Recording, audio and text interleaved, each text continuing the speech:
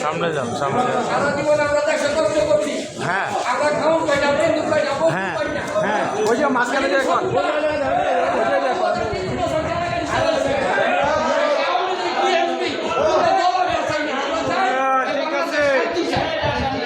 আমরা যাই শোনার দেন আমরা মুক্তিযোদ্ধার সন্তান বাংলাদেশে আমরা একজন অঞ্চল